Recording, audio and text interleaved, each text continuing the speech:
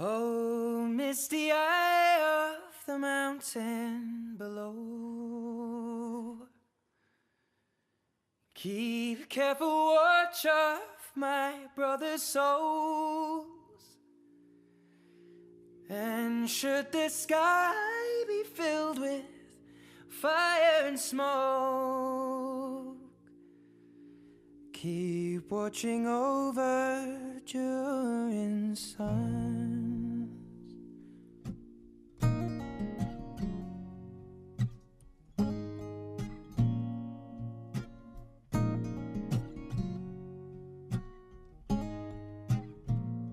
If this is to end in fire, then we shall all burn together. Watch the flames climb high into the night, calling out, Father, oh, stand by and we will watch the flames burn open on the mountainside.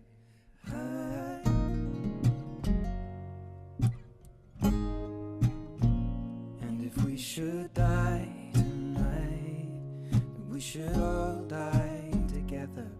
Raise a glass of wine for the last time, calling out, Father, oh, prepare as we will watch the. How does, I guess you say, how do we, or how does society expect to overcome shit like this if we just cast aside?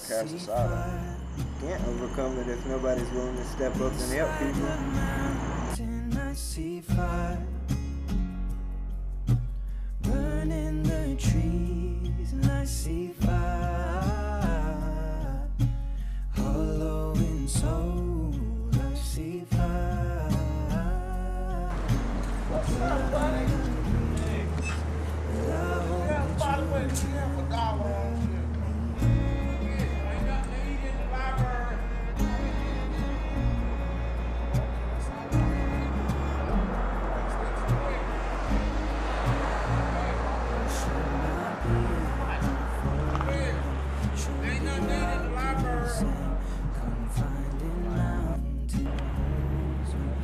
Too close to the flame, calling out, Father, hold fast and we will watch the flames burn open on the mountainside.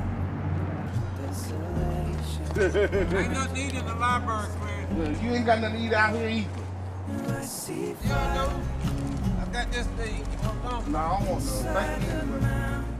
Thank you, anyway. I don't want you to lose your,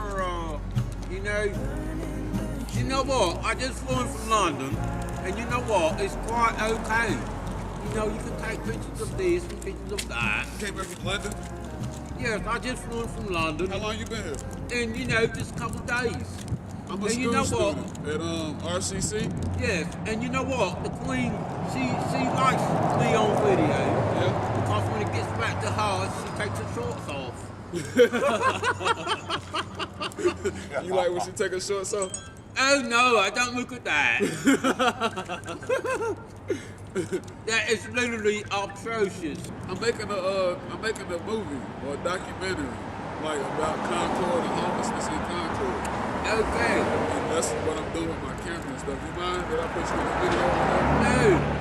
Alright. You said you flew in from London? Yes, I have. I went to jail, I got drunk, went to jail. When I got out of jail, guess what? They sold the house off from under me. They sold the house? What the hell you The do? state sold the house off from under me. After it took me 2 years to pay for the house, and then after I went to jail for being drunk on a bicycle. Yeah. When I got out of jail, the house was sold off from under me. How long were you in jail? 62 days. So you was in jail for 62 days and they sold your house? They sold the house out from under me. Yes. Did you have somebody to make It papers was while you were short, there? it was short about $2,000. But you had the money though. No, I'd already paid the second mortgage off with the fire insurance money. Yeah. Yes, and then all of a sudden I come out and everything, all my possessions are gone. But now you're here. Now I'm homeless. I'm living in the Salvation Army. fourth week. Yeah. Yes. What's your name? Staff Sergeant Larry Donald Lane. Staff Sergeant Larry Donald Of Lane. Concord, North Carolina, retired disabled veteran. I'm DeMarcus Cuso. Nice to meet you, sir. Nice to meet you. Yes. Staff Sergeant Larry Lane? Yes. I won't forget that. So, you know, bad things happen to good people. Yep. Yes. Bad things happen to good people, and sometimes somehow good things happen to bad people. They figure that shit out. Well, it rains on the just and the unjust. It damn sure does. The sun shines on us all, don't it? Staff Sergeant Larry Lane? Yes. DeMarcus Cuso. Thank you, Mr. Cruiser. Nice to meet you. Thank you for Nice to your meet you time. too, sir. I spent 7 years in England. That's why I can talk like this. You did? Yes. That's good, man. You picked up the accent. Great. Yo, thank you, sir. Yeah. Nice to meet you, man. Cheerio. Thank you for Cheerio, your time. Mike. Thank you, sir. Thank you for your time. All right. Thank you, Mike. All right. All right. See you now. See you. All right. Hey. Yeah? And watch your ass. Lewis with the Cabarrus County Sheriff's Office, and I'm assigned to the library system here in Cabarrus County, and we're at the Concord Library today. Do you see a necessity for the awareness? Very much. I think if we get the word out of this problem, then anybody that has access or resources for this type of problem could help. And unless they know, they're not gonna know that there's a problem out there. And the next one is, what's the worst case that I've ever seen? I can't remember one actually, specifically, but I do know that an overall problem, that it gets worse in the wintertime. Wintertime is just very hard. If someone has to sleep outside with the elements, it makes it a lot more worse with the weather that we're having. We do have a good community that do type of programs and handouts and all types of stuff like that. So I can't say that I've actually had one worse than the other, but there are some bad situations comes from that. If you had the money to help, what would you do? Wow, that's a good one. I think I would probably support some type of soup kitchen or some type of place for food, because that seems to be the number one or number two, with shelter and food being the top of the list. I would probably try, if I had the money, I would try to invest in some type of facility, maybe an empty warehouse that's not being used. Maybe they could take some money and spruce them up until they're ready to use them, and that empty warehouse could be shelter for somebody. So that's some of the things that I would try to help. Thank you. Thank you so much. Well, hello. My name is Mike Parks.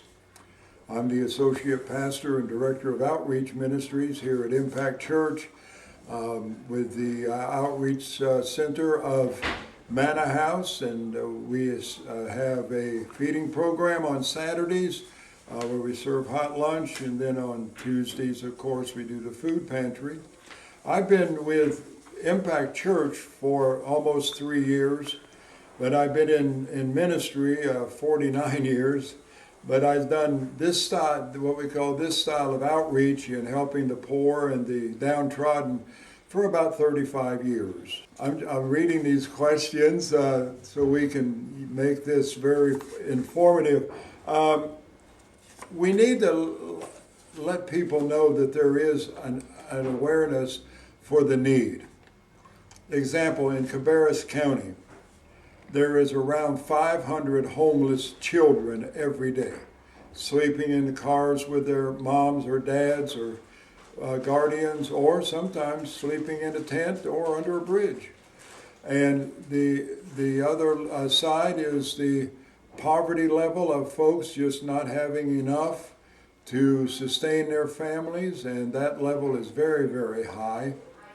And so that's why this helps ministry is very, very important to being a partner with other agencies that are doing and helping people. But to bring an awareness, I think people need to not just stay in their homes in suburbia, and I live in suburbia also, I mean, there's no problem with that, but they need to get in their car and ride around downtown Concord at night and see the folks sleeping on the benches at the courthouse, to come by here on Saturday and see the folks that come in carrying their little duffel bags, and they live in tents or under the bridges, things like this. And some of them, as I said, are just very, very poor. They have a place to live, but they're just eking out a living. So I think the awareness level needs to be raised to what's going on in our area and how to facilitate taking care of folks. Now, I'm aware of this, and be very candid, there are folks who they just don't want to get any better. Okay? All right, that's part of life.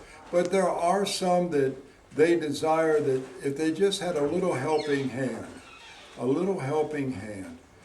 they could step up and step into their own place and find their place and do what they'd like in being a functional citizen in this county and city and state and, of course, the country. I've been asked this question: if you had the money to help, what would you do? Well, that's an adventure. We thank God for every bit that comes in. We receive gifts in kind from many different organizations and volunteers and funding. But I guess the dream of the dream would be to have a freestanding building with a total commercial kitchen, a dining area, another area with some showers where the folks could take a shower, a freestanding complete outreach ministry, and to have a place when it's cold for the men to come in the shelter. We do that here on a very limited basis, but I guess that's the dream of the dream. What you see here is sort of the hub of our serving line. Today we had breakfast. We have a lot of noise.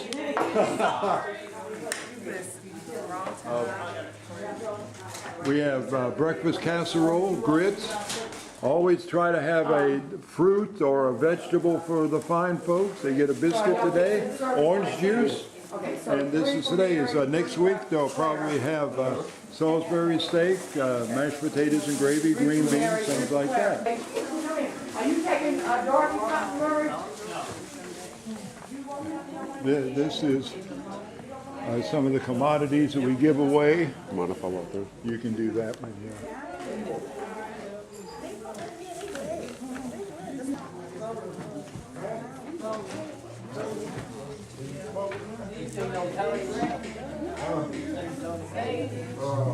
And this right here, out here, is our area where the folks will come and we serve them. We do not do a cafeteria style.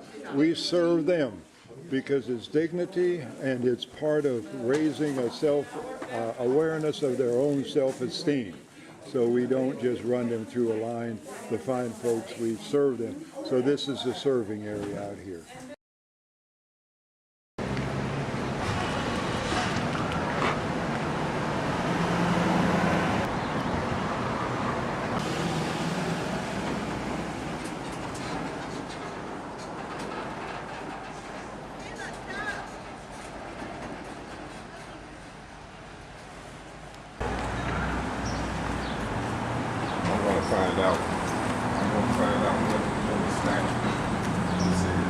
Don't even notice that man sitting over there. Nobody noticed that man sitting over there. Where? See, you don't even notice him. Look through the window. Oh. Wow. Nobody notices the homeless people. That's my whole point of doing this. Well, Mama told me when I was young, said sit beside me, my only son, and listen closely to what I say. And if you do this, It'll help you some sunny day. Oh, take your time. Don't live too fast. Troubles will come. I'm working on a documentary, man, about homelessness for a film festival. You mind if I have you on my camera or anything? All right, man. I'm gonna sit down and talk with you for a minute. You don't mind? And don't forget that there is a someone up above. My point for this documentary is to give an opportunity for a voice to be heard where there seems to be no voice. So it's like, I don't know, man. It's hard because like nobody want to give you jobs. I mean, they see us out here at night or whatever, and most of the businesses around here see us and know we're homeless, and then they don't want to hire us or none of that. So it's like, hell, they see you in your circumstances or in your situation, and they know if I just give this person a job, they could come up out of this situation or come up out of this shit or whatnot. But instead, they just keep going. Right, they just keep on moving. Yeah, and I noticed that, like, coming in and out of court or going to get something to eat at one of these places or whatever, I noticed that they'll just keep going and not look, not think twice, or not any damn thing, basically. Well, I got out of prison in June. Yeah. So about a month and a half. So you've been home from prison for a month. Yeah. How old are you? 36. So at 26, ironic, we were in this same, or kind of, I guess you would say 26, you were in one of these same places, the courthouse. Yeah. And they sentenced you to 10 years. Right. You captivated away from society. And look at technological advancements over the last 10 years. So basically, you don't know what the hell is going on. Nah, I'm lost. Like, everything's done changed out here. And then, here you are. Go back. It's time to go. With nowhere to go. And they just kick you out. Nowhere to go, no assistance, no guidance, no direction, no roof over your head. No, nothing. Just go. After 10 years, what the hell are you supposed to do? Shit, ain't nothing I can do. And now Struggle you're to survive. on parole with an ankle bracelet.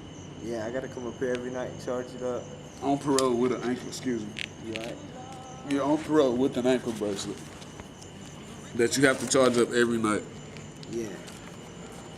And you don't get, like, no assistance. None. No job or nothing. No job. They're not trying to give you a job or anything. Nah, I've been looking and I've been searching for jobs and I just can't get one. And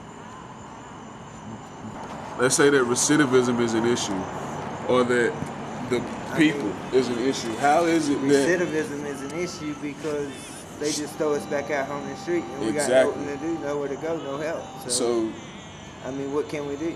this system, so-called justice system, creates a problem to feed their system in actuality. Yeah. Because recidivism is what feeds the prison system. And the solution is obvious. Make sure that there's something here for them to go home to. Yeah. Make sure, give them a job, give them something, give them some type of head start, just a boost. Don't just kick them out. Right. And- I mean, you got all these places around here that's abandoned. Like, they can fix up and help homeless out. But Anything. nobody wants to do it. Buildings, houses, or whatever else. And nobody seems to want to do anything. Nobody. What do you think at night sometimes? I just think I'm ready to get away from here. Like, I mean, I don't know. It makes you feel like you were better off locked up.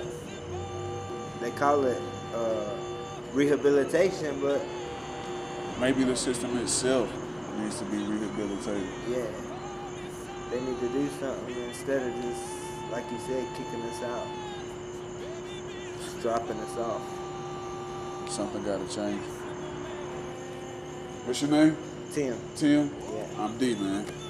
Take it easy, bro. All right. I definitely wish you the best, man. If you can.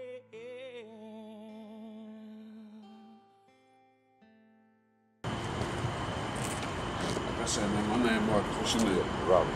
Robert. You from Concord? Winston-Salem. From Winston-Salem? Brought you down this way? Women problem. Up that way or down this way? You were chasing them? Yeah. Damn, man. She left you, you left her. She left you or you left her? She left me.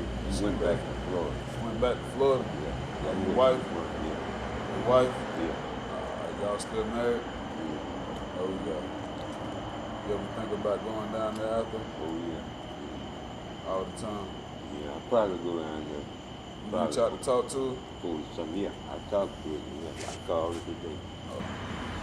Y'all got children together? Yeah. Yeah. Two? Boy and girl?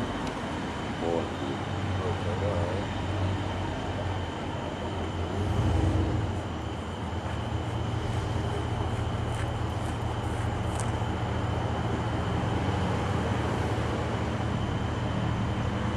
How long you been in Concord? About 4 months. Okay. So you ain't been down there that long. Trying to introduction,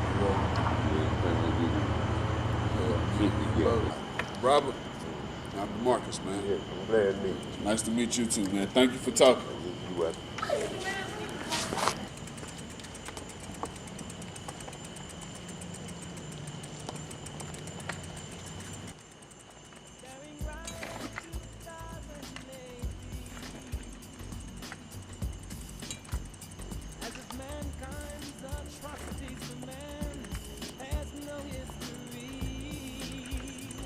Folks that come, they're not clients and they're not numbers.